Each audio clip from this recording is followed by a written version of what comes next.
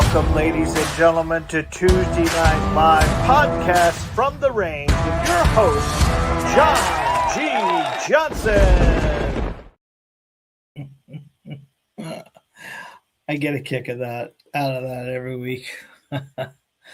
You think I'd come down to in my wrestling tights listening to that. Well, good evening, ladies and gentlemen. I am John Johnson. I own and operate a firearms training facility in beautiful Cape Coral, Florida, and you are in the Accuracy Hour. We do this every Tuesday night, help students just like you become better shooters. If you have not heard much about me, I am a handgun training superstar. I help people who are physically challenged about accuracy, and I help them solve it very quickly. Very quick. If you haven't heard about our school community, I want to invite you to join. There's a QR code up top there. This gets you access to our 4-week masterclass absolutely free. It is right price. You get into it. This gets you into the school community where there's about 400 like-minded people just like you wanting to become the best shooters you can. And we do this one. We do our live on Monday nights for the school community. This is the YouTube live. We are live tonight on YouTube. We are live tonight on my Facebook channel. And we are live on Rumble, and I appreciate you being here. Thank you, thank you, thank you. It is cold in Florida again. My Miss Johnson has showed me pictures this morning. She had ice on her windows. We don't do that very often, and the iguanas are falling, ladies and gentlemen. So be careful when you're walking downtown that you don't get hit on top of the head by a falling iguana. This happens a lot because they cannot handle the cold.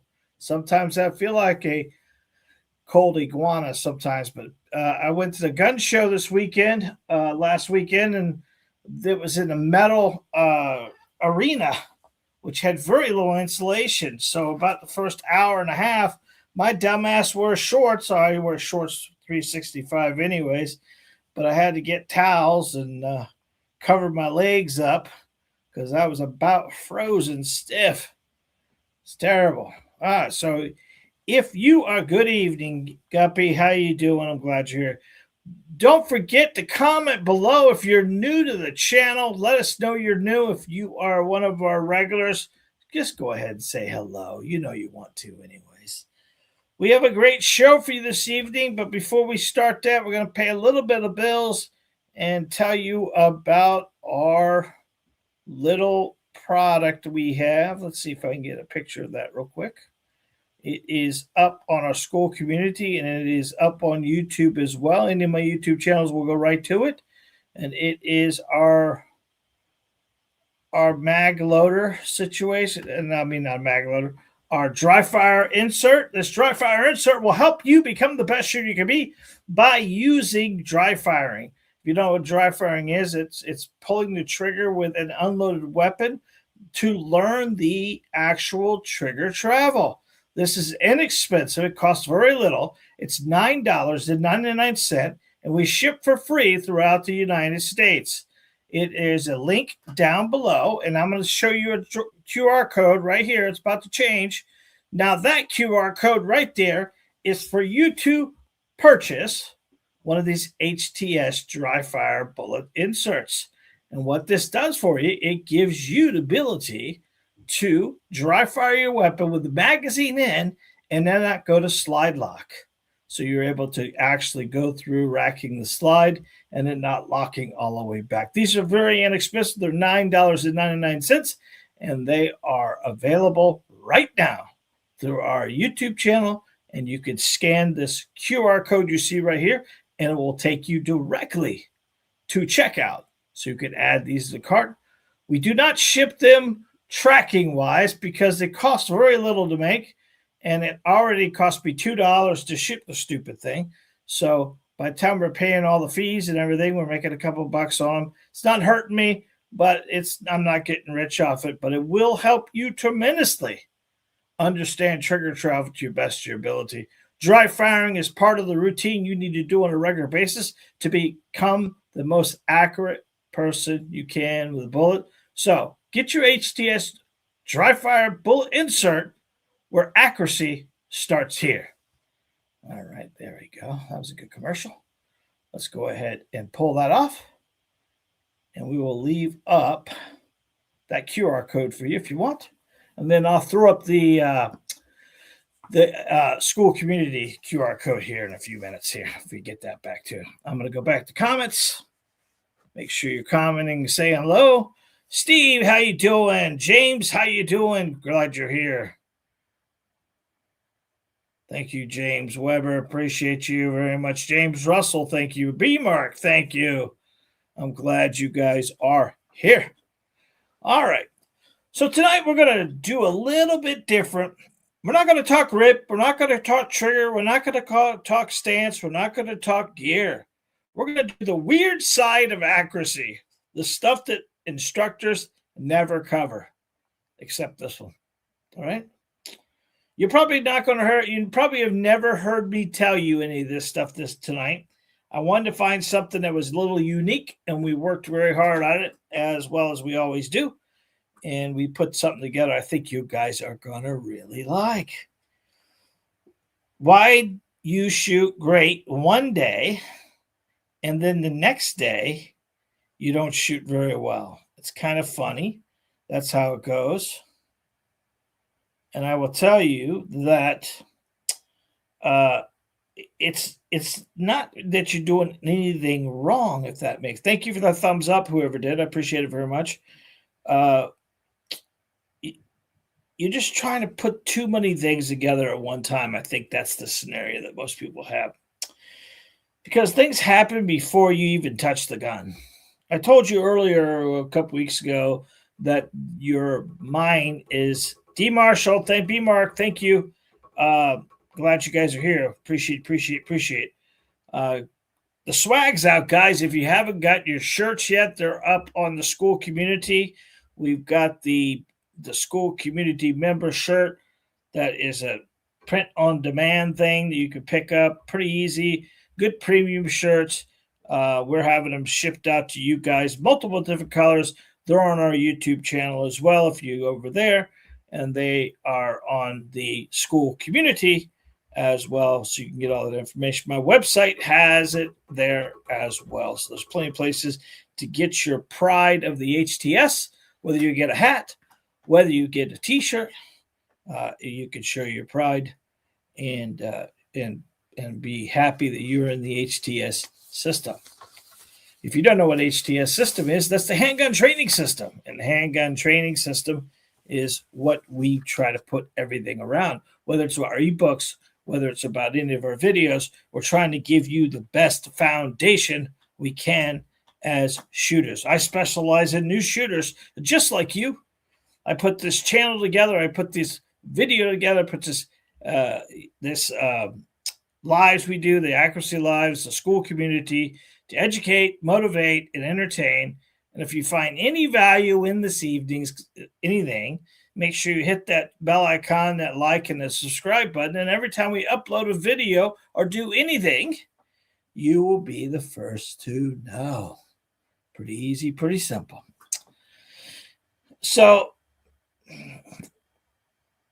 the little habits, your brain glitches, your body movements, they're quite quietly destroying your accuracy. None of this is normal. None of this tradition, but every single one of these changes I'm going to talk to you about, if one of them clicks for you, one of them makes sense for you, you're going to change your accuracy forever.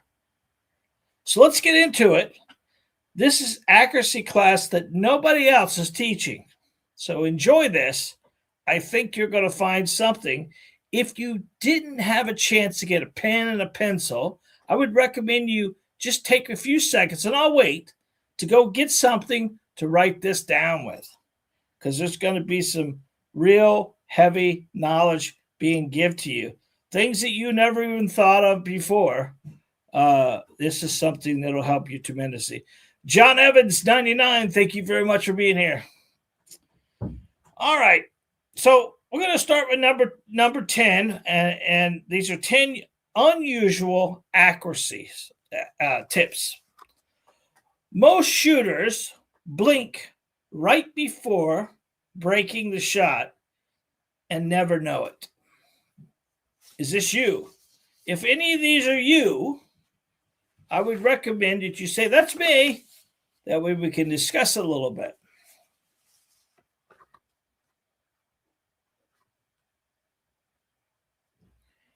There's a real easy way to solve this, and it is with dry firing, guys. It is with taking your time. What tends to happen is shooting a pistol is not natural. It is not something that's easy. Having a recoil go off in your hands, it kind of freaks your body out a little bit. So the more we can dry fire, we can kind of get used to the recoil management. And the more we're working on the smooth trigger press and not blinking during the shots, you're going to have a lot better control. So what I'd recommend is work off a nice cadence drill. Somewhere between 3 to 5 seconds between shots. This will help you kind of know it's coming, but yet again, take the trigger back as slow as you can. So put that weapon, get a slide lock, get the weapon loaded, put it out in front of you, put the weapon out in front of you, and begin to slowly count down. 5, 4, 3, 2, 1. And then at 1, that gun should have cut. That gun should have fired because you're applying pressure to get the 1. It may cut between 1 or it may cut right before 1, but you're applying pressure to understand it, and try to not blink during the trigger press. This is it's a beginning of what's called anticipation or flinching, and both of those are going to cause you a lot of inaccuracy, probably low shots more than anything else. Number 2 is 10% effort rule. And accuracy improves when effort drops. I think what I want you to get to this, and we had a kid today that came in, did training classes with us, and he was over torquing that gun so much, causing it to jam.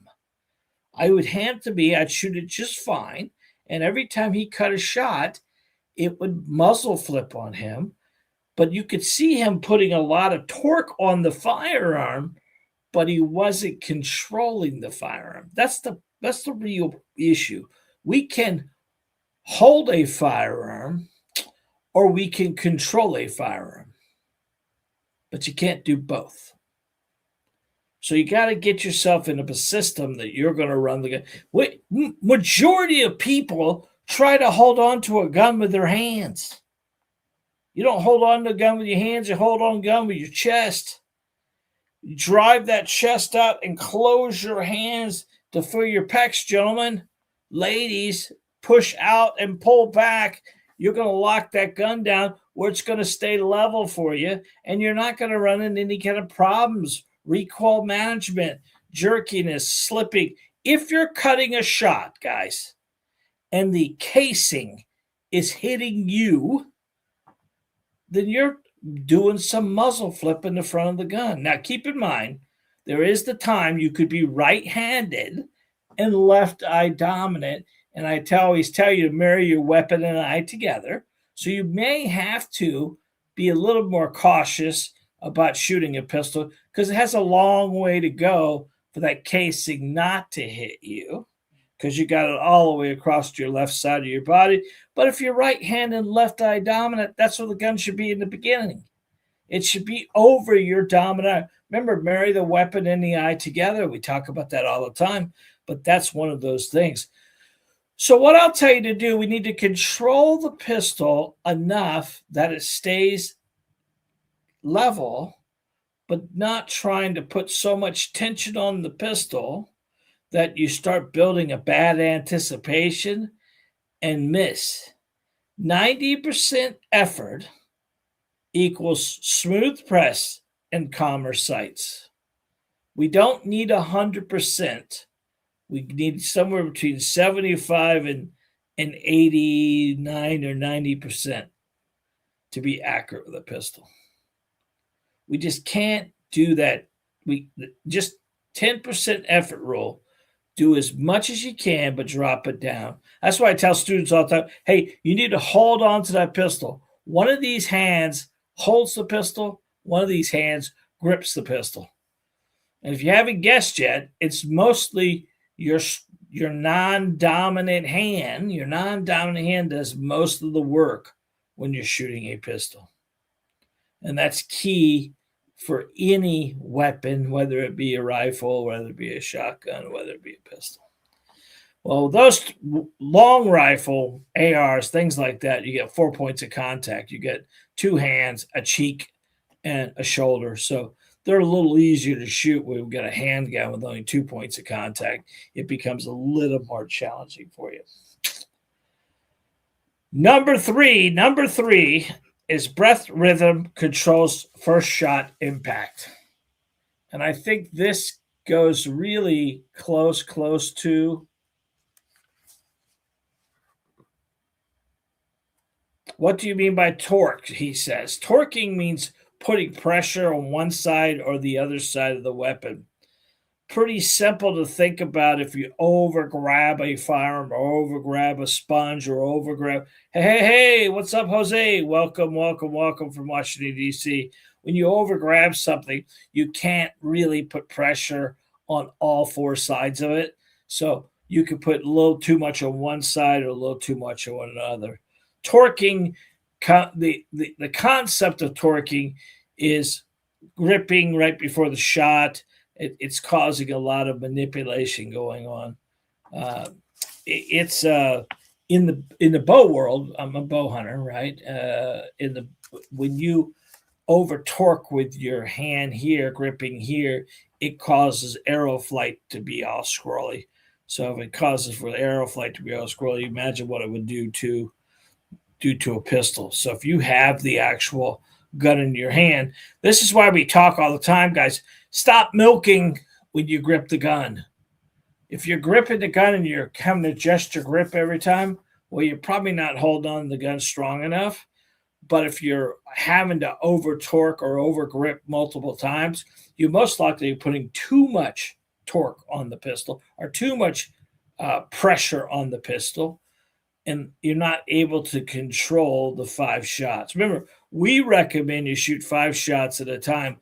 I want you to grip the firearm with one consistent grip through those 5 shots. Now, what pressure do you need to give me to get to those 5 shots and stay consistent all the way through with follow through, that you're not going to have to milk your hands or milk your grip? And milking is just when you open your hands and close your hands around the firearm. Those are all things that can cause pistol pressure, and with pistol pressure causes inaccuracy. Thank you for asking that, James. I appreciate it very much, sir. I hope I answered your question. So your first breath sets your shot. If breathing is rushed and mismatched, your shot goes off before your body is even steady. No problem, James. So I'm not a big believer in handgun holding your... Well, I can tell you with new students, I can't really see it in their accuracy, but I can surely see it in their face because they hold their breath during those first 5 shots.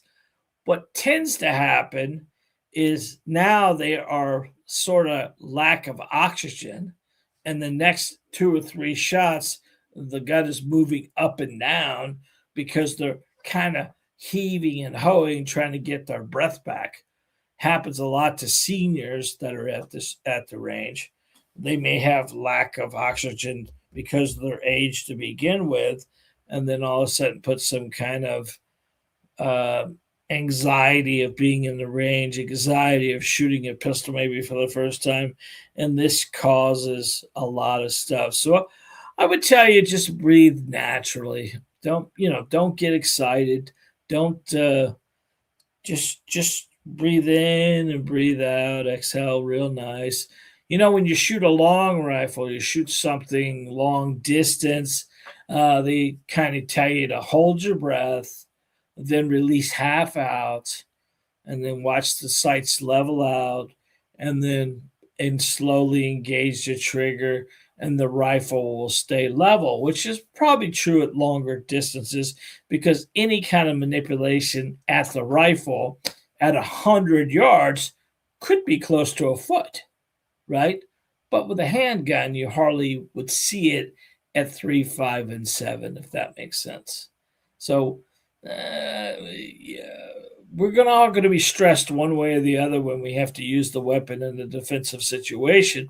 But, whichever system works for you to keep it level, I just recommend, once you get through the initial, I'm shooting a firearm for the first time, I'm shooting a deadly weapon, and that's one thing I could give you guys. Just back off a little bit, look at it, and realize, John Darby, how you doing, buddy?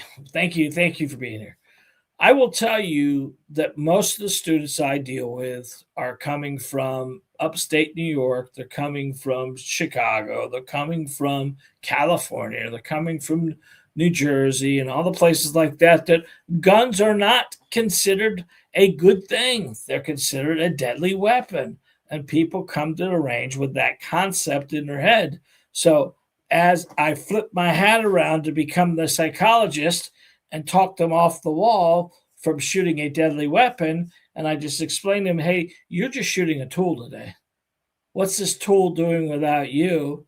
What's the spatula do without you? Nothing, right? So we just got to get that in our brain, and then we start calming down, because it's really a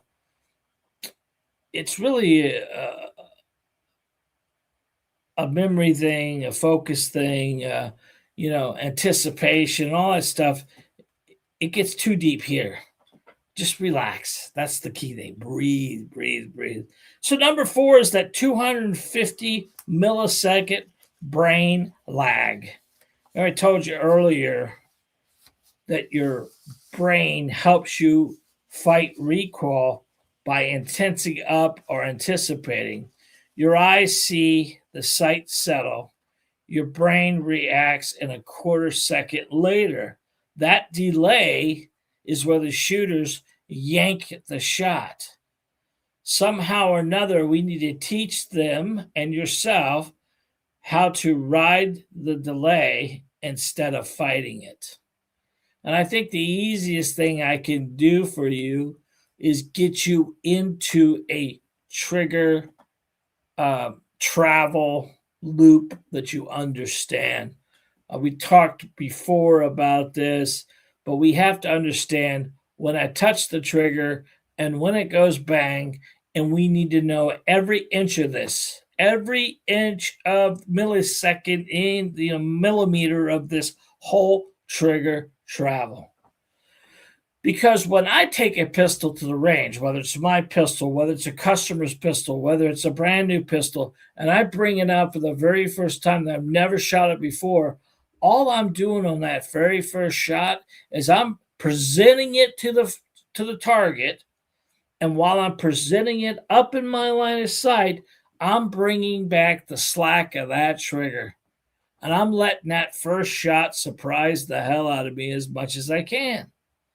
And once I know where the gun is going to have the wall, basically that's where the gun is right before it goes bang, we got to get the trigger to the wall. Some guns have a real common bang, it's right there wall. Take a Smith & Wesson Shield Plus, the original shields, some of the Equalizer, that has a nice wall. Glocks now, for another, it doesn't have a wall. It just keeps coming back and getting stiffer and stiffer and stiffer and stiffer until it just goes bang.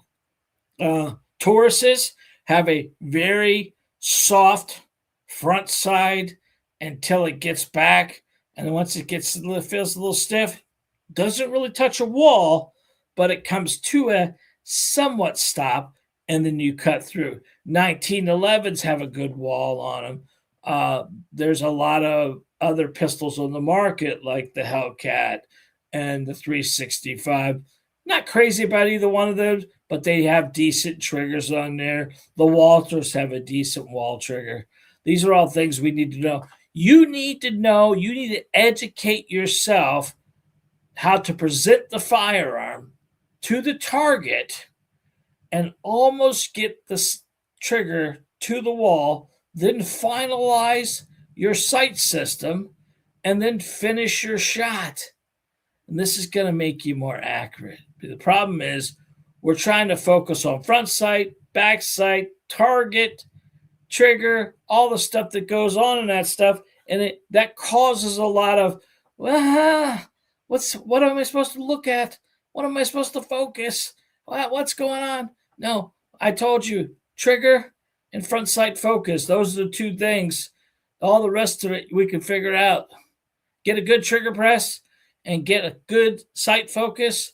You can be rock solid. All the rest of it could suck. You're still going to be a good shooter. Now, you can have all the best stuff in the world, but if you don't have a great sight alignment and you got a shake trigger, nothing's going to work, because you're always going to do some kind of floppiness or whatever it is. So the more we can spend time getting that trigger back to a cadence that makes sense to us and keeps us level. The whole idea of this, guys, is repetition. Why is the masterclass set in 4 weeks? Because I want you to do it in the position that each week you learn a valuable lesson. And the next week we follow up with the next lesson. And then we follow up with the next lesson. We follow up with it. And then when you join the HTS system and you get into the VIP group, they get a drill a week. You will never be bored at the range, and you'll be challenged. We had live last night, and we have one of our guys on there that he's a pretty good shot, but he's decided that he's got a target. He has a problem with 1-inch circles, and he turned in a 1-inch circle last week, and pretty damn good, to be honest with you. He was Phil has been working very hard on that. He hated me all last year every time I would do one of those 1-inch squares or 1-inch circles, but now he's starting to rock solid. And a lot of the stuff Phil was doing is what we're talking about tonight. Maybe he's not breathing exactly the way he needs to. Maybe I told him last night, I think he's got the sights a little lower than his eyes.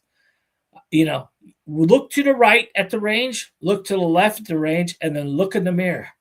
Because if you are dipping your head to the gun, you're already shooting low, guys.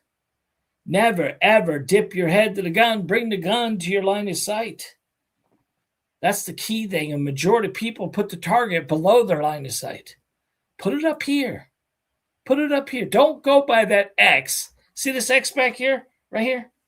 If you're shooting at that target at the range, you're shooting below your line of sight, and I'm only 5'6" on a good day. That's going to be way below my eyes. But if you go up here and go up at 7 and 8 up there, up top here in mid chest, right? Take a 3x5 card. That's majority where you should be aiming anyways. Center chest, not belly button. That circle's in the belly button. I hate these. I wish I could get ones that were up a little higher. But that's the concept, right? We can't shoot below our line of sight. Of course, we have them at our range because they're inexpensive to shoot. We give out free targets at our range, so I can't afford to give everything away. I'm already giving enough shit away, right? I don't be giving more away. Yeah, the RMX, it's got a nice trigger. It does, John. It's not a bad little piece, especially for the price point. I could tell you that it's a phenomenal piece, especially for a Glock-like product. It's come out pretty good. Very impressed with the way they paid that all out. It shoots really well. I'm not a Glock guy. I'm a Smith guy, but I did like that. I shot that with a dot and without a dot. for the price point, you can't beat that gun, to be honest with you. But I'd rather for the Smith & Wesson Shield Plus is probably the best carry gun on the market because it is a 3.1-inch barrel, but it'll take a 15-round magazine from the Equalizer, and you've got a good, solid, flat trigger there and a good wall. So it's a phenomenal, phenomenal piece. It'll make you more accurate. 3-dot system. It'll make you more accurate. All right. So number 5 is 5% grip relaxation trick. This is that whole thing that I tell you that most shooters often over grip without even realizing it. They have them tightened, and tight and tight and tight. What I'd recommend, and this is what we do at the range all the time, I want you to take your weapon and squeeze as hard as you can with your right hand. And I want to watch it roll off to the right. And then I want you to put the gun in your left hand, and I want you to squeeze as hard as you can, and you'll watch it go off to the left.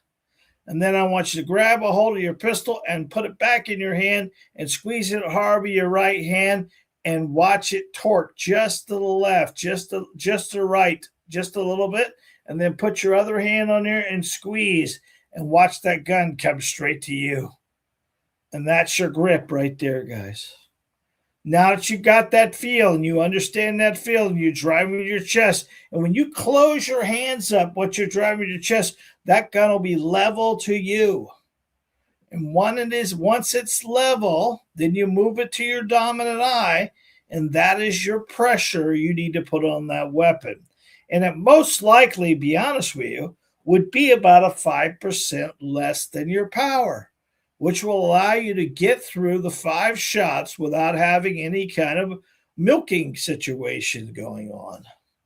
Shooters often overgrip without realizing it. Have them tighten like normal. I want you to really squeeze as hard as you can and drop it off about 5%. This will instantly become less wobbly. The more torque you put on the weapon, the more pressure you put on the weapon, the more challenging it's going to keep the weapon level and still. If it starts to wobble or starts to bobble, that's exactly what your target's going to do. That's exactly what your accuracy is going to do. Wobble and bobble. That's a shirt I should make. I wobble, I bobble. Oh, boy. So the one thing I can tell you is a lot of inaccuracy comes from a lot of things, not one thing, if that makes sense. So we kind of have to think about where. Thank you. Thank you. Appreciate that. So number 6 is the word swap accuracy test. Phrase 1, don't jerk the trigger. Phrase 2, press smooth. Your brain will ignore negative comments. So the more you come in after you shoot, you've seen the guys, you may be the person that goes, I watch the cameras all the time in the range to make sure someone's not doing something stupid. Because I have plastic inserts between the lanes, and last week some jackass shot my plexiglass, underneath the table. So this means that somebody, I don't know who it was, but somebody had the gun below the table and shot a hole in my plexiglass. And you would think they would be man enough to come in and say, hey, man, I screwed up. I did something wrong. But nah, they didn't say nothing. Then we go back there and I'm sweeping up at the end of the day, and bingo, bango, poop. Who goes look at the cameras to see exactly who does that, I guess they know they don't want to say that. Hello, Brad. How you Ben Rod Turad. Welcome from Ohio. I appreciate you being here. Ben Rod Toko.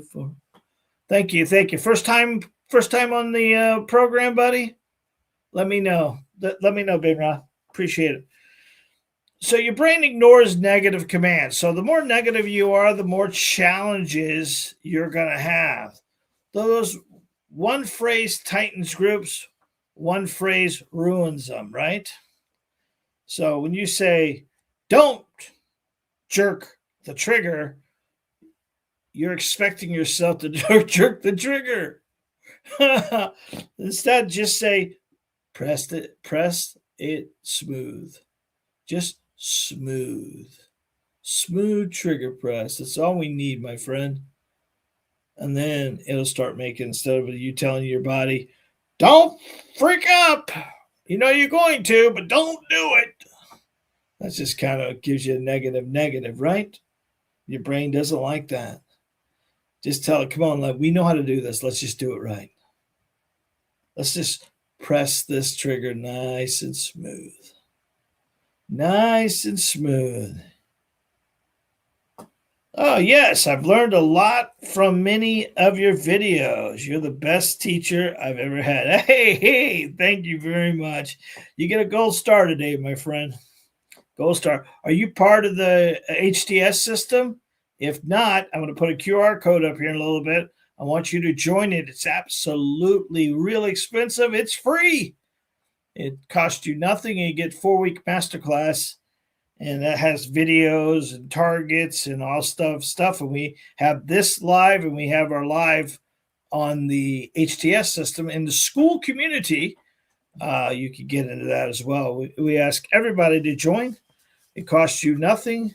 You can upgrade if you want to and get more targets and more access to me. And we have the onboarding calls and the one-on-one calls and things like that. I'm able to teach students from all over the world to shoot a pistol better. And it has been, that's my dream, to help students just like you become the best shooters they can be. Not everyone can get to Cape Coral, Florida, although most people in the United States right now would love to be in Cape Coral, even though we're cold compared to some of the places. Because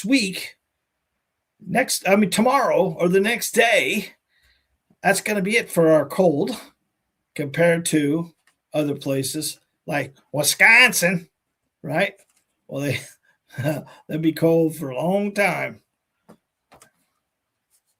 Jose, thank you very much. I agree. I've learned a lot from you, and I don't even own a gun yet. I'm the crack man. You got to go get one, buddy. You have to go get one. If you're local here, come see me. I will recommend, if you want to buy a gun, shoot one before you buy one, my friend. Because the time that you buy that gun that someone told you need to get a Glock. Don't buy anything but a Glock. If you never shot a Glock, you may not like it. He's tested a few. There we go. Learning to test a gun is good, but learning how to hold on to it properly is key. You don't need a firearm to take the master class. You can use dummy guns for all that stuff, but sooner or later, you got to get your ass to the range, and you got to pull the trigger, my friend. You don't need to spend a ton of money. You can get one of those Taurus's G3s. You can find a G2 in any kind of pawn shop in the United States. They're a good quality gun. Triggers a lot to be desired, but it's not a hard trigger. It's a soft trigger, and you're spending less than $200 for a gun that's going to last you a lifetime. They're great piece. Smiths, you're looking the original shield, you'd be somewhere between 2 and 4, and then you get equalizer or any of the way cheaper in the long run compared to any Glock product that you can have. And then now the Glock 6s are out, and they went up $75 on their Glocks, which is ridiculous. They're high price now, and because they won't take a switch, and within 2 days someone figured out how to put a switch in a gun, they retired all the Glock Gen 5s for one purpose, and then turned out the new one is just as trigger safe as anything else, but you could put a switch on it now. So I don't get it. It doesn't make sense to me. Shoot everything first. Yeah, I mean, M&P is Smith. Just look at the Smith equalizer. That's a good rackable 15 round piece. If you can have 15 rounds in your state, they all come 10 rounds. Or you can look at the Shield X. That's the newest one from Smith, which is a 15 rounder. It does 2 10s as well. Or the Shield Plus. That's a good one too. Now it'll take the Equalizer magazine to give you up to 15 rounds if you're in a state where you can have 15 rounds.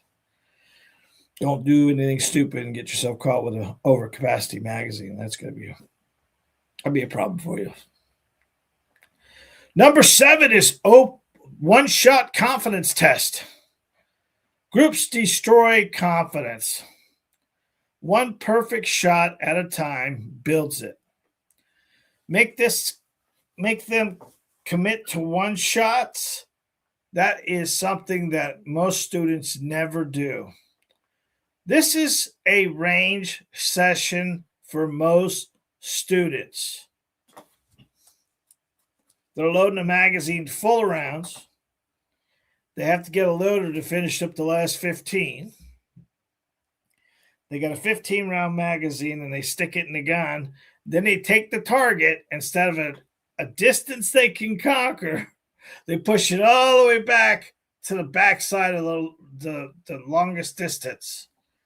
And they put the weapon out in front of them and they take that first shot. Bang! And they drop their arms and look. And then they can't even see if they hit the target or not. Then they go bang, bang, bang. And then they look again and they look at the gun, trying to figure what the hell's wrong with it. And then they go bang, bang, bang, bang, bang, bang, bang, and they finish all the shots off. And that's commonly what students do. Then they pull it all in and they got 15 holes and they can't tell what the first one is versus the third one was versus the fifth one was, and they're not anywhere where they were aiming. So they think, oh, I'll do that again. It must have been the ammo. It must have been, the wind. It must have been the guy next to me. It must have been whatever. And they do it again. Now, keep in mind, you got 50 rounds. You just put 15 down range, and you're 28% accurate. That means the bullets you were shooting were going all over the place, and you haven't built a repeatable system that you can do again. So then we do it again. Now we're 30 rounds in of one box, and we're still just as inaccurate as we were before. But now we're rushing through the shots even faster. Here's a tip for you. This is education, real off the bat. You will never outshoot bad accuracy. You will never be able to shoot better if you don't understand what's causing a lot of the manipulations you're having. This is why we talk about always stick to 5 shots at a time. I take a lot of flack on that, but I can tell you, if you're 90% accurate with the 5 shots each time, and you're able to identify which each bullet does, we tell you in the masterclass, your accuracy, you need to evaluate it every time you engage the trigger. So if you are taking your markers, which are tactical markers, you get a blue one, a green one, a yellow one, a red one, a purple one. I don't care what color you get. You shoot your first 5 shots and you bring that target in and you identify those 5 shots. Were those shots, are those shots impacting where you were aiming? That's the first question you need to ask yourself. If they are not, then you're doing some kind of manipulation. You're most likely pulling the trigger and dipping your head. If you are pushing the weapon out in front of your eye and you are aiming at a white piece of paper and you are impacting that piece of paper exactly where your sights are, then you're doing okay. But if you have to, this is a tell now, Tell me if this is you, be honest. If you're taking your shot and bang, and you have to dip the gun down to see your bullet hole, right? Then you are shooting below where you are aiming.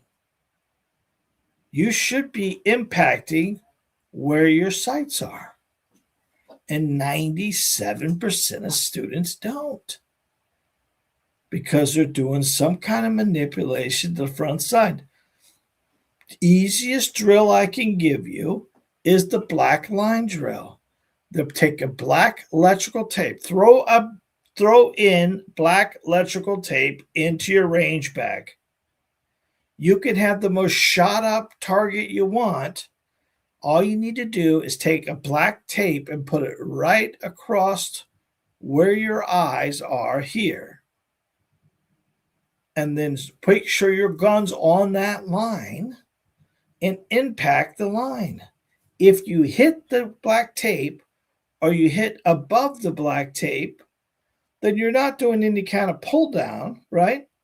You may not have the sights exactly where you want them. But if you're impacting below the black line, you're doing a trigger manipulation, or you're doing some kind of dipping of the head, or you're doing some kind of odd thing, or flinching, or over anticipating, a lot of stuff.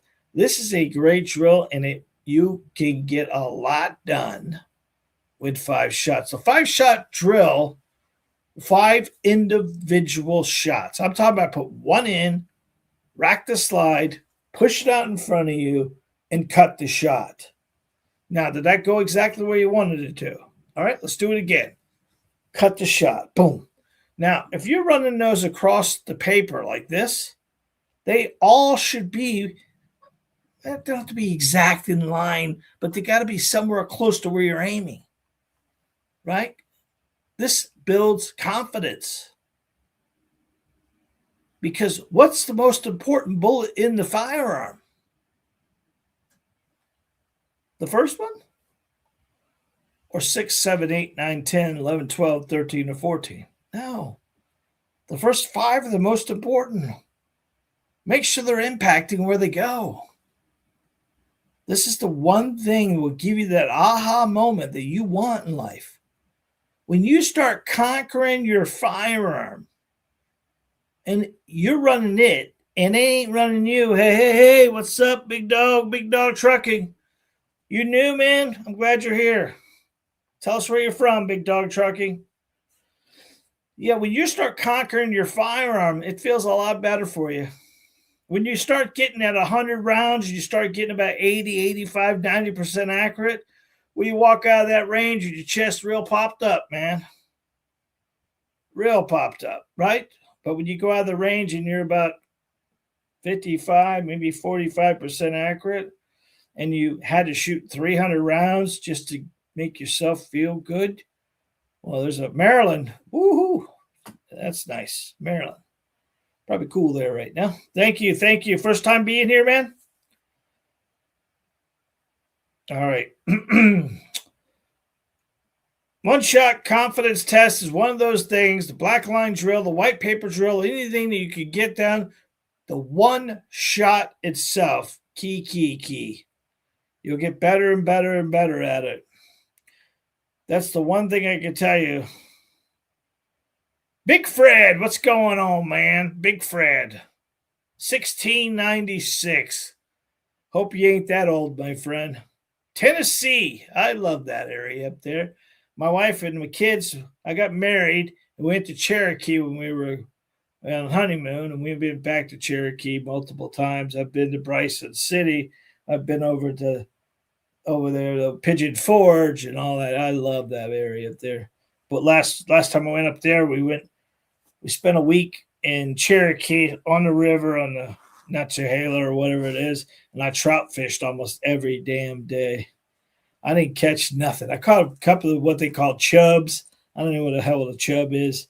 It's an ugly looking thing. But they had all kinds of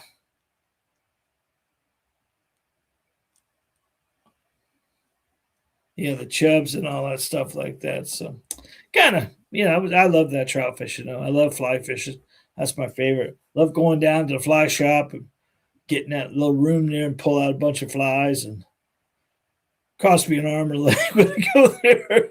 My wife doesn't like me going. I buy a bunch of flies. Those trees are filled with flies, I'll tell you that. You don't need to buy flies. You just go down there with a big stick. You get all kinds of flies out of the trees. Number 8, you need to to your visual speed determined shot quality. If your eyes are moving faster than your brain processes, your accuracy will tank. You need to teach your eyes to slow down and match up to your trigger control. We're trying to build a muscle memory web between our brain and this trigger finger here. Because I told you before, our body wants to help us with all the anticipation, and it tries to help you with flinching. It tries to do a lot of weird stuff that we don't want it to do. So if we can get a mind melt between trigger finger and sight alignment and everything else like that, because it wants to go. It's kind of nervous. It's the monster in the room, if that makes. Oh, Kurt Richards, how you doing, buddy? Hopefully you're warm. It's New Jersey. I'm sure it's cold, but how's the shooting been, bud? I'm glad you're here, man. He's one of our HTSers. Kurt's been with me a long time. I appreciate you very much, Kurt. Keep it up, man. He's one hell of a shot, man. I love those videos you've been doing, buddy. Thanks for the support. That's one thing on the HTS guys. These guys turn in videos, turn in stuff for us to evaluate. Not just me. I can't do it all. So my HTSers, they'll go in and look at your targets and they'll give you tips. And Kurt is one of the ones that does a lot of tip for people. Thumbs up. Thank you again, whoever did that. I appreciate that. But Kurt is one of the ones that jumps in and evaluates a lot of targets when things happen. And I appreciate him doing that, because this is not me. It's a membership. It's a community of shooters just like you. That's why when we throw up these QR codes to get members to sign up, we're asking you to be part of a team of people who, right here, I'm going to give you this QR code. It's up there for you. We're asking you to be part of our school community and be part of our team. That way we can help you become the best shooter you can be as well. And there's the 4-week masterclass, which is absolutely free. Not only you get the masterclass, but you get the masterclass ebook that's with it, which helps you determine stuff. The cool thing about the masterclass, not only do you get the masterclass, but you get the correlated videos that come with the masterclass. So when I talk about dominant eye or proper grip or how to stand, you get a video of seeing how to stand. So not only are you getting, it's sort of interactive if you really think about it. So you get to see it, you get to read it, you get to watch it, and then you get to go to the range and redo it or work around it. So it seems like it's it really evaluates a lot of people. It helps out tremendously. It takes you from never touching a pistol before to become the best shooter you can be in 4 short weeks. It's not forever. We're taking all that bullshit out for you. We're giving you how to become the best shooter you can be. And building confidence is one of the things you have to do. Confidence is a big thing. Told you before, with confidence comes accuracy. And with accuracy, pretty easy at that point in time. Get those moments, get those aha moments that make sense to you. Number 9, but probably never heard of this, is posture drift. And this is very common for students who start out with a good grip, like we talked about, right? They lose power. Well, people can actually drift forward or drift backwards when they're shooting.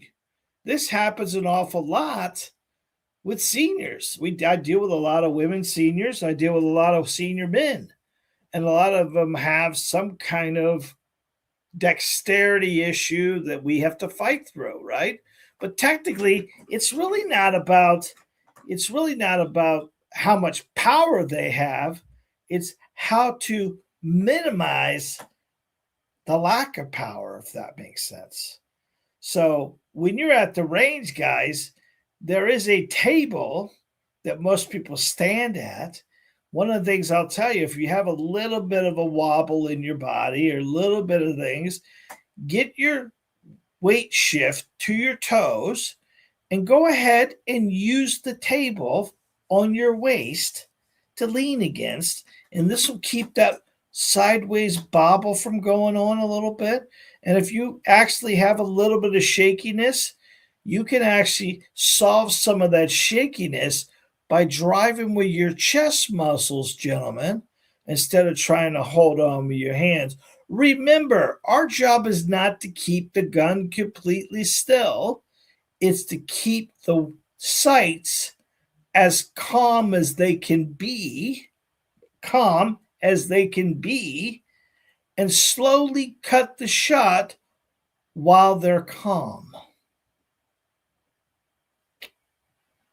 Did I say you had to hold the sight completely still? No. You just got to get it in an area that's going to be working. As a bow hunter, we don't hold the pin directly on the deer. We hold it on a piece of hair on the deer. And we let the pin just figure eight a little bit. This is the same thing with a red dot, guys. If you're using your red dot to aim with, you're making a big mistake. You use these two things right here called eyeballs to aim at your target and let your dot float. And when you can see your target and you see the dot moving around a little bit, watch it as you start focusing. Focus. That's figure eight starts to slow down even more. And then it starts going really, really slow. And as it's doing that, all you're doing is applying pressure, and the weapon is going to cut. And then you just let it settle out again and let it cut again, set it out again, let it cut again. And you'll be surprised how tight your groups will be with the dot. The problem with most students is they can't find the dot because they're closing an eye or they're trying to do some kind of weird thing where they're trying to use the dot as an aiming device. It's an acquisition device. Use your eyes, let the dot float. That's a big tip for you older people who want to get a dot on the gun. Let me tell you one thing, though, and I kind of, it's like the old days with the laser on the pistol. Lasers are not going to make you more accurate. They're going to show you your inaccuracy very quickly. Because when that laser's dancing around without you doing anything, that's just your heartbeat is making it dance. And then all of a sudden you put a bad trigger engagement in there, or you're flinching or doing anything, and that dot is just dancing around. I joke and kid, but I tell you, dots are for cats. Play with the cat with it. That's all you need. You need to know how to shoot a pistol. I'm a firm believer. Do not buy a gun with a red dot on it until you know how to use iron sights. Because it will break. It will have a bad battery. It could come off there and hit you in the forehead. That happened at the range. Good friend of my son Jacob's. His name's Big Johnny, and Big Johnny's big. I'm big, but Big Johnny's big. He's tall too. Football player in college, and he shot a Glock 19 with a wholesome green dot on there. Well, simultaneously, both bolts broke on the slide in the midst of a competition, and that dot came off, and hit Johnny right in the eyeball. Now he had glasses on, so I hit him right above his eye like that. And he went down like bricks. Honestly, I thought he got shot by a bullet, to be honest with you. That's how far that's what happened to him. It hit him so hard. And I don't know what the slide pressure, the speed of that, and everything else like that, but it freaked us all out. I'll tell you that. It was not a fun thing. What's the chances? Very rare that both of those bolts on that dot broke simultaneously and snapped off and hit him in the head, which hardly would ever happen, but that's an opportunity where it happened. Batteries can go dead if the glass is not in that dot, which is only glued in, guys, right? If you got a red dot, red, and you're outside in the sun, you're not going to see it. So these are all things we need to get our brain around. And one of the things I find interesting is if you are a low and lefter, you know who you are, right? You should always shoot low and left. Do you know I can take that dot and adjust it for you being low and left and make you an accurate person? Which, well, that's a great idea. Sure it is, right? Until your wife has to use that firearm and she's not a low lefter. Now, in a handgun, it probably isn't going to make that much difference, but it could, right? This is why I think it's a big mistake for the United States military and every sheriff's department in America go to a red dot product. Whole idea of sheriff's department being qualified or credited is for everyone to have the same thing.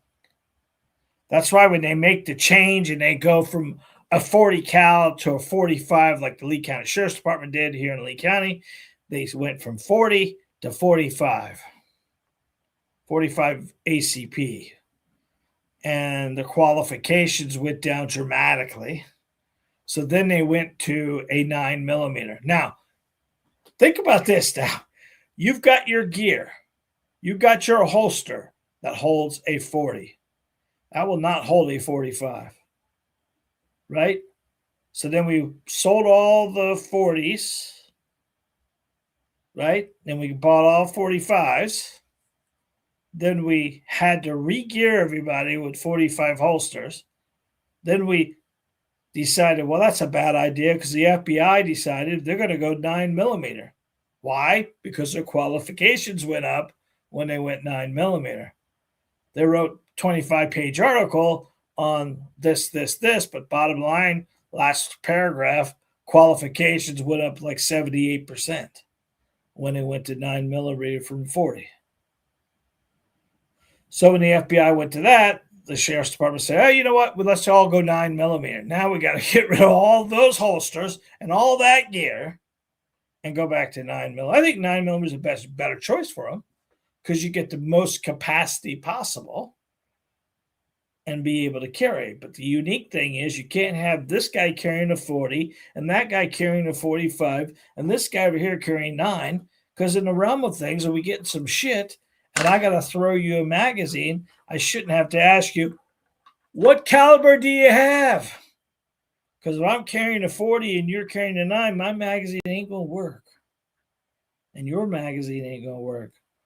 But take that into fact now and say, oh, by the way, that gun I'm letting you borrow because my shoulder got shot out or my hand's gone or something's gone on me and his weapon's out of mission. And now he's shooting my pistol. It's not sighted for him anymore. It's sighted for me. What's his accuracy rate going to be? Just something to think about. So here's my deal. You want a red dot? Do a red dot. I don't care. You want to do iron sights? I don't care. I'd say if you're going to do red dot, make sure you have a gun with iron sights. Not co-witnessing through your dot. I want you to use your dot, and I want you to get another gun that is the same gun with iron sights because you need to know both guns back and forth, eyes closed, be able to do it. Because I can tell you that sights on a pistol are just a convenience. They're not a necessity.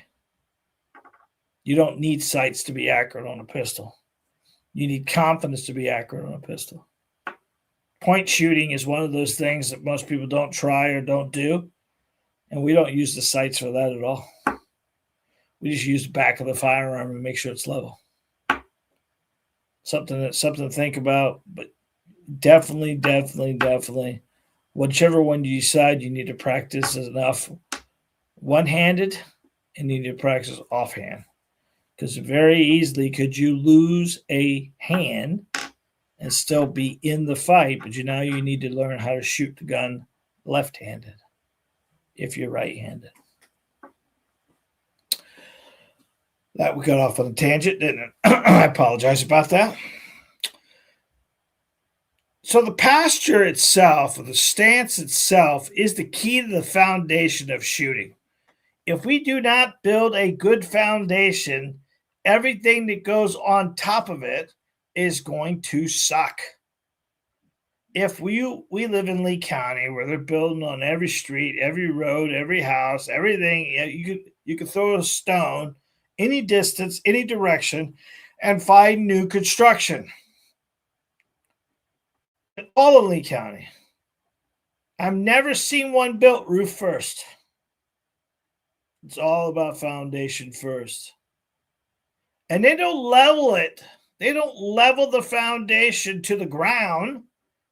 They level it to the road. They level it to a section of the road. They level it for it's there. Because keep in mind, a small percentage of offness. Yeah, okay. If it's off by just this much, at 65 feet, it could be this much. Or even bigger, right? Now imagine if you order windows, you order doors, you order cabinets, none of it's going to fit. Because you didn't level anything. So we need to make sure that we've got a level foundation. And drifting forward or drifting back over time, these micro shifts changes the wrist angle. It changes recoil return. It's just not a positive return with the weapon each time. Here's a tip for you.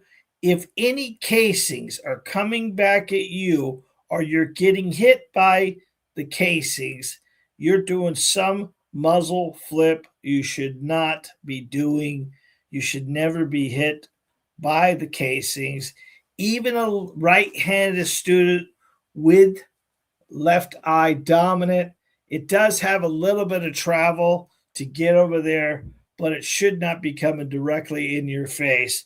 If it's coming directly into you, you're most likely losing control of the pistol and you're letting your wrist get limpy, and limp wristing will cause muzzle flip.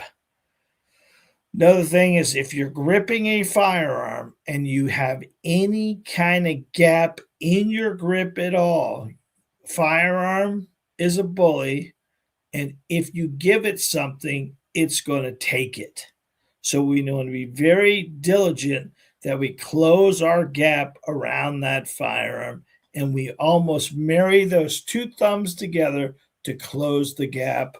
And the more we close the gap and keep that 360-degree grip, you have control of the firearm, and it'll stay level on you. Number 10, a pre-decision loop problem. Most shooters make a decision to fire before the sights are aligned. This is a pre-decided shot. Then they try to force the sights to match their direction. This is the number one cause of anticipation. That's a big thing that just says we rush the shot. I think the key thing is one of the easiest things I can give you is the 5-shot drill where you count 5 It's called a shot. It's called shot pause drill, and we're doing one shot, count to five, one shot, count to five. Now, if you're a rusher, if you rush a lot of shots, this is a very challenging drill for you to do because everything in your body is screaming at you to pull that damn trigger. And if you want to really take it to the next level, get 10 seconds in between shots. And it really starts getting this whole, it goes freaky. And you wouldn't think that'd be, but someone who's been shooting an awful lot and kind of speeds to empty. I watched this thing, Ghosts, not, what is it? The guys that had the show where they invented stuff or they made stuff, or Mythbusters, yeah. And they did an episode where they were driving a truck. Both trucks had half a tank of gas in it, and both trucks were one had AC on, one had AC off. Was the AC going to take more gas or not enough gas? And then they had the one going this speed, one going that speed. How many miles could they go before it was empty, right? And they would think, how many miles did the car go that could go as fast as it wanted to, but the faster it goes, the more gas it uses, and what was the distance between them. And I think this is the thing we need to think about. You got a quarter of a tank left. If you drive slow enough, you're probably going to get further on the quarter tank than if you were to jump on it and try to get as far as you can before you run out of gas. You most likely run out of gas a lot quicker. And they proved the factor of that if you take your time, you're going to go a lot further. And that's kind of what we need to make sure we understand. We can't rush anything, especially in accuracy. The more rushing we do with a firearm, the more inaccurate we're going to be with a firearm. It's a very common thing that most people tend to think they're going to outshoot bad form. They're going to outshoot bad accuracy. They're going to be able, because if you really think most students, right, they come to the range with a factor of they want to shoot 200 rounds. Well, probably 50 rounds of the 200 were good. The rest of them are just bad habits that you're building. And I think if you got to a point where I've watched Stan, one of our members that comes to the range all the time. He does majority of his stuff between 50 and 70 rounds. Now he's shooting 3 pistols, which is why he gets to 70, maybe 75. Very rarely is it 200, but about 70, 75. And when Stan does it, he'll shoot the Shield Plus, he'll shoot the Equalizer, and he pulls out his Bodyguard, and he's doing 380 at the end. And that's kind of his deal. And that's shooting 3 different kind of pistols. That's being more accurate. Stan's working on carrying, so he's kind of getting more and more comfortable with the 380. But that's the things. It's not about how many rounds you shoot. It's the quality of ammo you're shooting. It's the quality of targets that you're doing. It's the fundamentals you're putting together. It's the muscle memory. It's the confidence you're building that's going to make you more accurate. Now, when you go back and you think about last time you went to the range, where was your happiness? How far were you? What did you think it was? Would you give yourself a rating of, 8 or higher? If so, congratulations, you're shooting pretty well.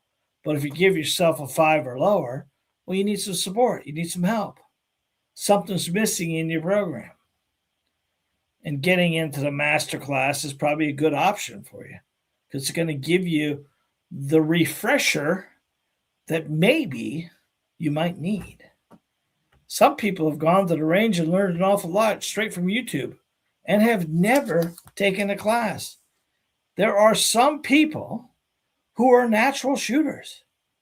I deal with them all the time, right? But there are some people who suck. And not because they suck, because they just don't know. They don't understand the concept. They've learned to shoot by watching TV. That's the lessons they have learned. And they really think that they can figure it out with some stupid AI guy that's never shot a pistol in his life. Can't shoot a pistol, it's a computer. Don't get me on that. I work my ass off to put videos out. They get 200 views, 2 to 400 views, and this jackass thing comes out with a, it's a you could tell it's a computer. It talks like a computer, and it gets 20 million views, 24,000 views in 12 hours. Over edited. The pictures are terrible. I guess people are that starved for accuracy. That's why I decided to do all this stuff, the school community and everything. I want to give you something you can really, that's tangible, that you can actually get and believe. I might be the prettiest guy in the world, but I know how to shoot a damn pistol. Well, I can surely teach you. That's what I do for a living. That's my job. That's my job, man. That's my job. All right, so we just learned a lot tonight. We actually put together a great little deal for you, fam. Tonight we covered some weird stuff, the unusuals, the overlooked, the things nobody connects to accuracy, but actually absolutely will control it. Even if one of these 10 unusual breakthroughs clicks for you, your shooting will never, ever be the same. Remember, accuracy isn't magic.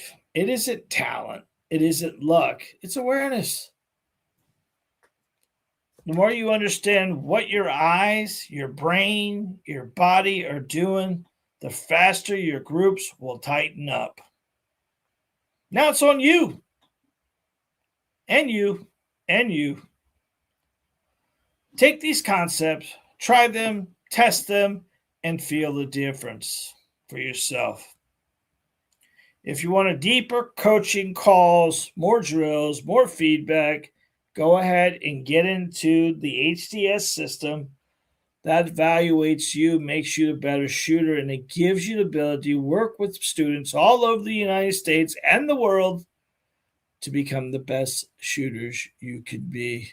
We have a Monday call every Monday night. Sky Dog, I received my dry fire inserts yesterday. Beautiful. I'm glad, man. Take some videos of you doing it. Send it into it. That's awesome.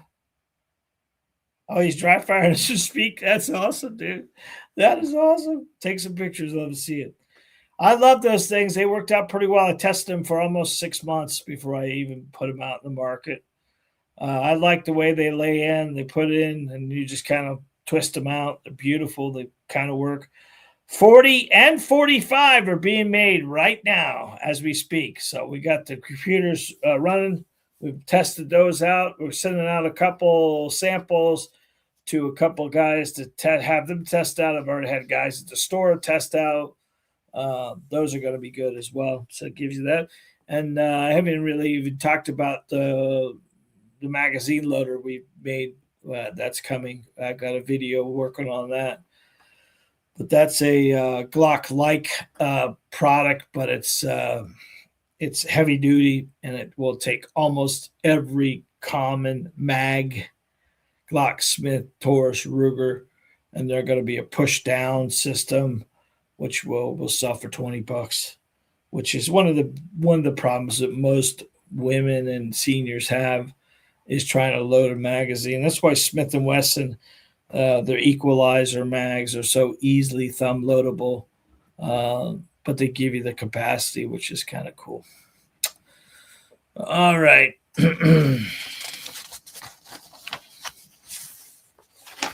I would love to have each and every one of you join the school community. I appreciate you very much. We're going to go up and answer any questions that I did not see as it came through. I appreciate you being here every Tuesday night. We do this every Tuesday night. You guys rock. I appreciate you very much. Let's go here and see. I love beef jerky. Oh, there we go. Me too, buddy. I do too. I love B Jerky. Skydog, thank you very much. James Russell, thank you for always being here each week. James is one of our HTSers. Appreciate you, James. Lee County, Georgia. That's where Skydog is from. There's Kurt.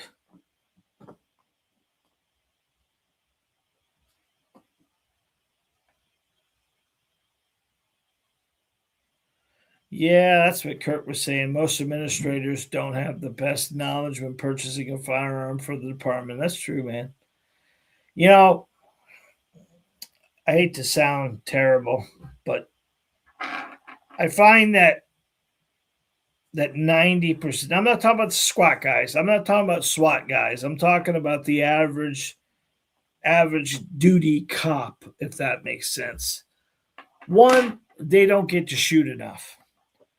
And when they do shoot, they're only qualifying. And if they have to shoot any more than that, then they have to buy their own ammo, which I think is a shame. I think, if anything, they'd be shooting more. So I always use the common knowledge that a cop, the gun is part of his uniform. It's not his. It's not. It's supposed to protect his life, right? It's supposed to protect our life, but they're spread so thin, and they don't get enough practice with it. So when someone says, "Well, I've been a cop for 25 years," I kind of like, okay, what's that mean? You qualified once a year for 25 years?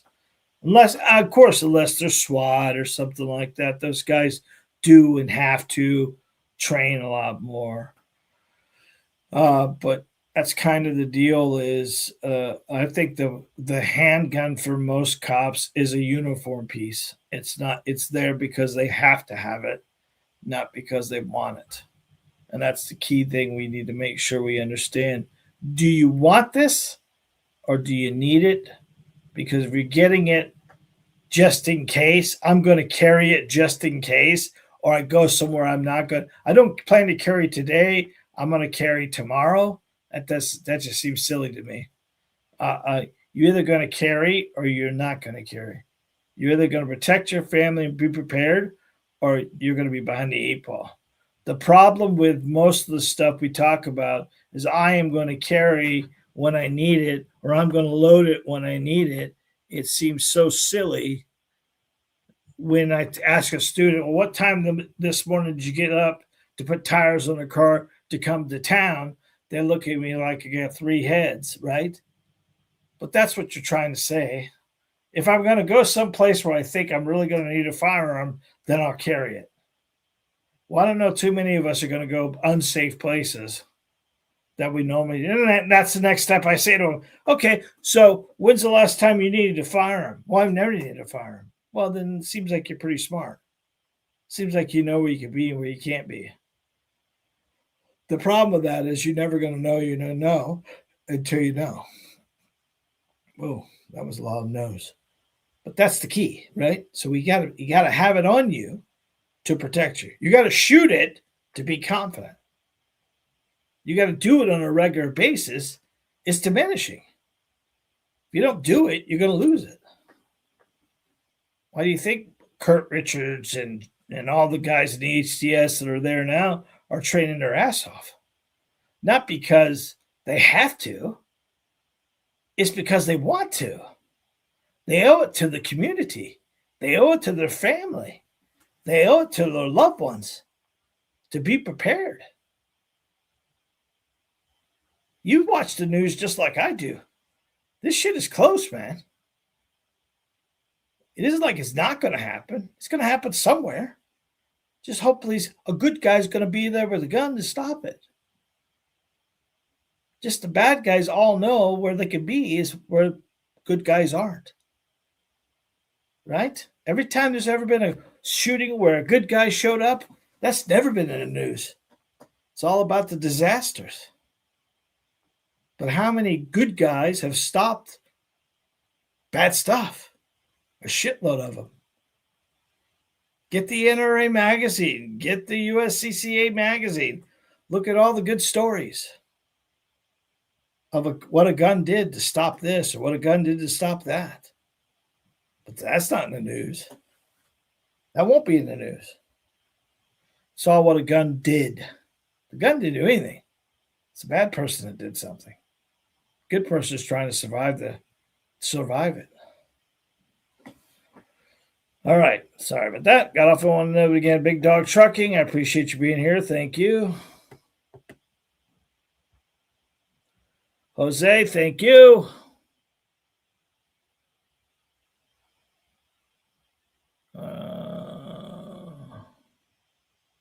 Don't wait to join, Jose. Get in there before you buy your EDC. You can learn an awful lot just watching the videos, my friend. I have an M&P with a different backstrap size. I have been a hard time figuring out. Sorry about that, Big Fred. Figure out what's the best for my hand. Well, whatever fits your hand, that's the key, man. A lot of that strap stuff is for guys with big hands. You said you're 6'3", so could be. You're just going to find one that feels comfortable to you. That's the deal. You could do the powder test if you wanted to.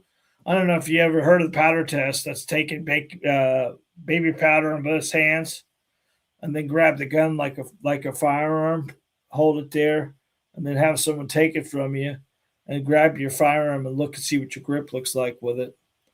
And then take the grip off and do it again and see if you get more webbing.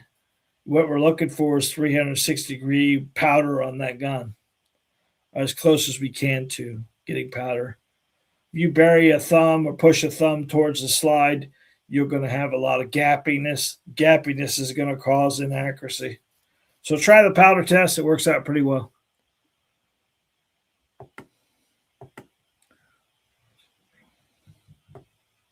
All right. Tennessee, Big Dog, Maryland, James. Yeah, it makes sense to use 5. Got a lot of guys qualifying at the same time, James, so you don't want to.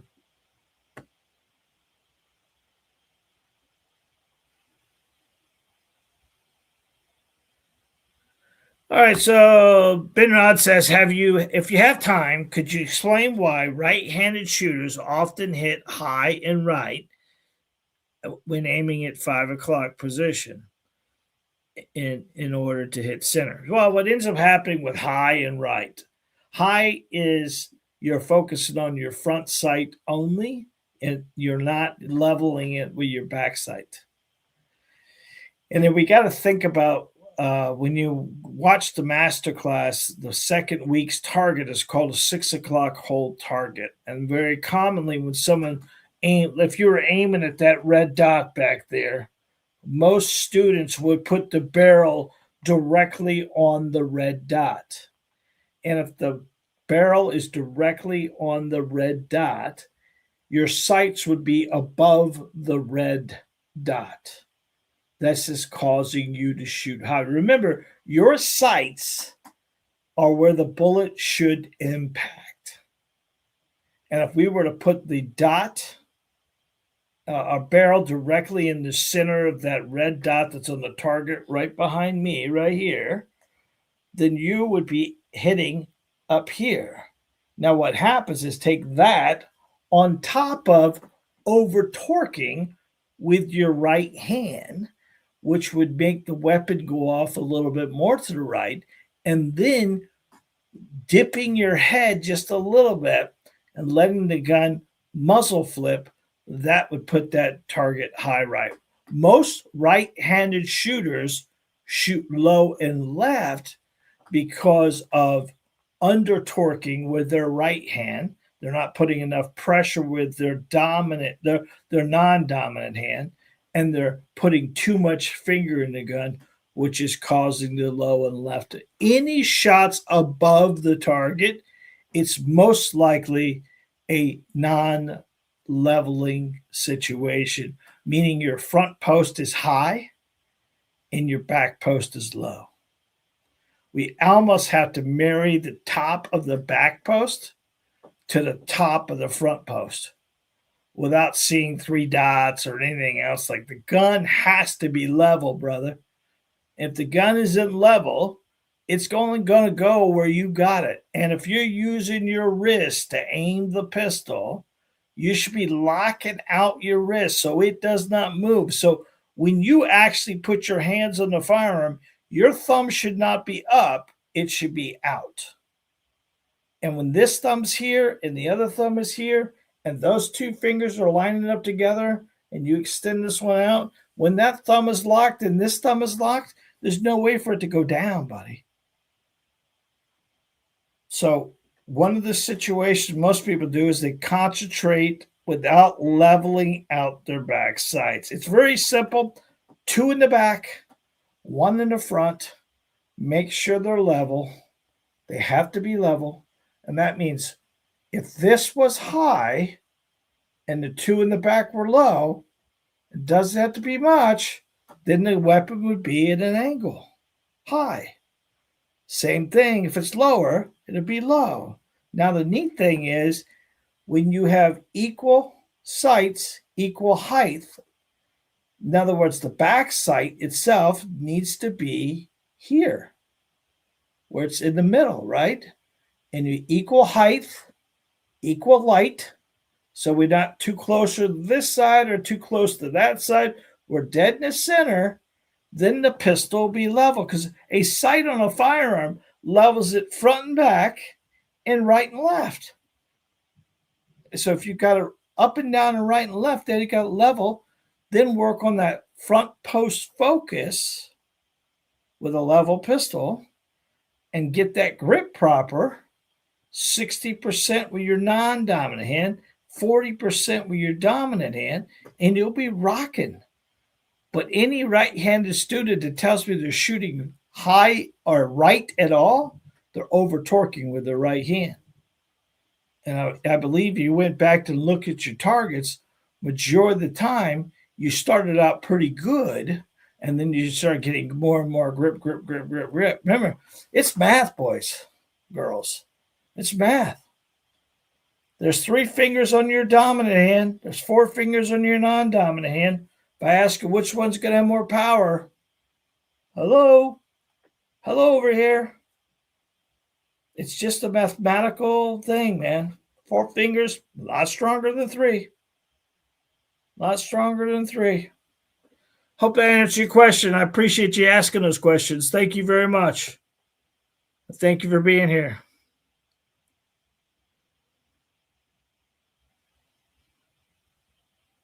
All right, went up top. We got a couple more questions came in the bottom. Yeah.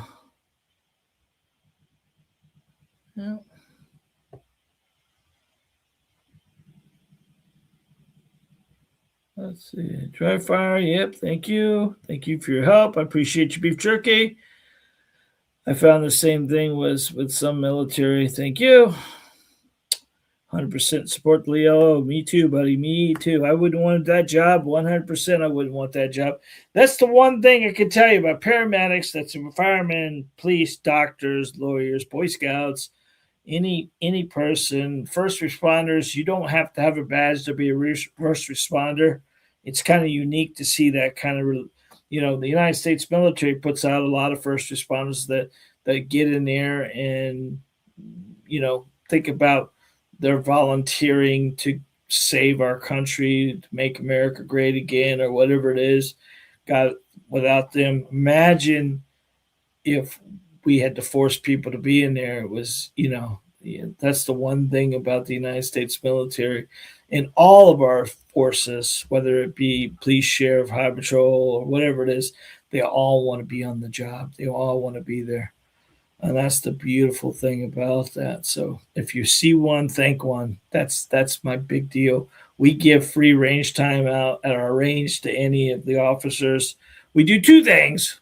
We either give them free range time and they buy ammo, or if they come with ammo, they cost them $5. So it's kind of one of those deal. If they buy ammo, it's free. If they bring their own ammo, then we do charge them $5 because of the cost factors and everything. We do not. If they want to come and shoot, we love to have them. That's one of the deals that we do. But we give them super, super, super deep discounts for all that stuff. Because without them, where would we be? We'd be another third world country if you think about it. Well, I appreciate you being here this evening. You mean an awful lot to me. I thank you. We went a little long tonight, 1:36. That's an hour and 36 minutes. I apologize about that.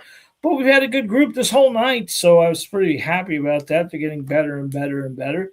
Get an opportunity to be in the master class. It's right up there in that QR code. Go ahead, click that with your phone if you don't want to use that. We get a large percentage of people nowadays that are watching our YouTube at home on TV. And I appreciate that very much. We're getting a lot of new members. We're getting a lot of new people that are joining us. If I'm able to help you any way I can, that's what I do for a living. I'm John, the firearms instructor on YouTube. And I would ask you, before you get off this evening, if you're on the YouTube, to make sure that you are subscribed to my channel. Sometimes, I don't know why, some people get unsubscribed to my channel. I'm sure it's not something YouTube is doing. I just don't know what happens. But make sure that you click that button down there that says subscribe and go ahead to hit that bell icon over there. And that'll, every time you hit that, that actually will inform you when we either do a live or a short or a comment of any kind. And we try to comment to all of our comments we get. We're at, I think, what was it just a little bit ago? I think we're at 45,600 subs. Let me see here real quick. Yeah, 45.6 subs. And we're getting somewhere between 700 and 800 likes a day. So it's kind of one of those things that we're just about to get to that point where it's going to tip over and start filling up the other way and get us a little bit further. Thank you. God bless you all. God willing, I'll see you next Tuesday live right here for the Accuracy Hour. I love you guys. Good night.